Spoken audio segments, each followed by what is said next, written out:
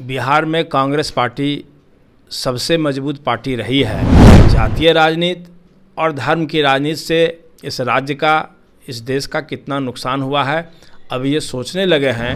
शिक्षा में जो अराजकता है, स्वास्थ्य व्यवस्था चौपट है, इसके लिए हम लोग कार्यक्रम बना करके स्थानीय स्तर पर संघर्ष करने का आह्वान भी करेंगे।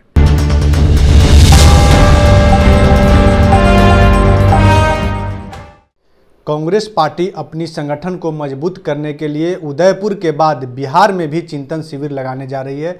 हमारे साथ बात करने के लिए कांग्रेस के एमएलसी समीर सिंह हैं। सर, एक बार फिर से जो है कांग्रेस अपनी संगठन को मजबूत करने के लिए उदयपुर के बाद बिहार में भी चिंतन शिविर लगाने जा रही है। कब से लगाने जा रही है और कहां से इसकी शुरुआत हो रही है? उदयपुर में जो पार्टी को मजबूत करने के लिए सिद्धांत तय किए गए हैं, कार्यक्रम तय किए गए हैं, उसका कार्यान्वयन सरजमीन पर हो, इसके लिए प्रत्येक राज्य में 1 से 2 जून तक 2 दिवसीय चिंतन शिविर का आयोजन किया जाना है।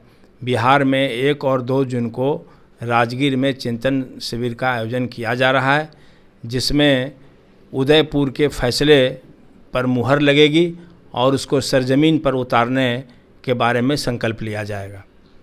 एक तरफ कांग्रेस अपना जो है चिंतन शिविर लगाने जा रही है, वहीं बिहार को जातीय जनगणना को लेकर सर्वदलीय बैठक भी है 1 जून को, तो क्या कांग्रेस उसमें हिस्सा नहीं लेगी? नहीं, कांग्रेस हिस्सा कोई, सभी लोग तो जाएंगे नहीं। अगर सर्वदलीय बैठक होगी कोई, हमारा तो उदयपुर में पहले से ही निश्चय हो गया है 1-2 जून को कि राज्य स्तर पर चिंतन शिविर का आयोजन होगा। इनका फैसला तो आज आया है, तो इसमें पार्टी के प्रतिनिधि जाएंगे, कोई न कोई जाएंगे। जो प्रदेश अध्यक्ष जिसको अधिकृत करेंगे वो उस मीटिंग में भी जाएंगे, लेकिन हम लोगों का तो आयोजन केंद्र के निर्देश पर हो रहा है। तो 1-2 जून को हम लोग राजगीर में बैठेंगे और पार्टी हित में कुछ फैसला लेंगे। लगातार जो है कांग्रेस अपनी पार्टी को मजबूत करने के लिए, अपने संगठन को मजबूत करने के लिए चिंतन शिविर की बातें कर रही है और 1 और 2 जून को शुरू भी करेगी पूरे देश में भी और बिहार में भी। बिहार में कितना मजबूत होगी? एक तरफ आरजेडी है, बीजेपी है, जेडीयू है, चिराग पासवान है, पप्पू यादव भी हैं, तो बिहार में कितना मजबूत होगी कांग्रेस, क्या लगता है आपको? देखिए, बिहार में कांग्रेस पार्टी सबसे मजबूत पार्टी रही है। हम क्यों कमज़ोर हुए, तो यह जाहिर है कि जब बिहार में क्षेत्रीय दलों का उदय हुआ, वो भी जातीय आधार पर, तो स्वाभाविक है जब जातीय आधार पर लोग पार्टी बना लिए और कांग्रेस पार्टी ने कोई जातीय संगठन बनाने का काम नहीं किया, न धर्म के आधार पर कोई राजनीति की, इसका नुकसान हुआ है। लेकिन जातीय राजनीति और धर्म की राजनीति से इस राज्य का, इस देश का कितना नुकसान हुआ है, अब ये सोचने लगे हैं। और राहुल गांधी जी के तरफ, कांग्रेस की तरफ यहाँ के लोग भी अब देखने लगे हैं। इसलिए धीरे धीरे हम कार्यक्रम के माध्यम से, रचनात्मक कार्यक्रम के माध्यम से, जनहित कार्यक्रम के माध्यम से हम लोग बिहार में कांग्रेस पार्टी के पक्ष में माहौल बनाने का कोशिश करेंगे, नौजवानों को जोड़ेंगे।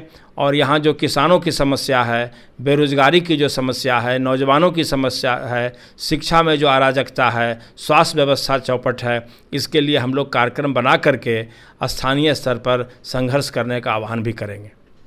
विपक्ष के द्वारा लगातार कहा जा रहा है कि कांग्रेस जो है अब नेतृत्व विहीन हो गई है, कोई नेता नहीं बचे हैं उसमें, जबकि नेता होते तो नए प्रदेश अध्यक्ष का चुनाव हो जाता।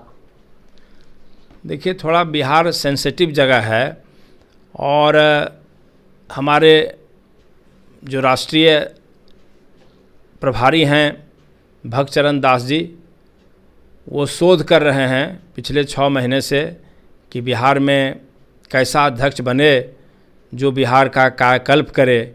और इस सिलसिले में हमको लगता है कि उनका शोध कार्य अब तक संपन्न हो गया होगा और अपने नेक विचार से पार्टी हित में वो अपनी रिपोर्ट दे चुके हैं।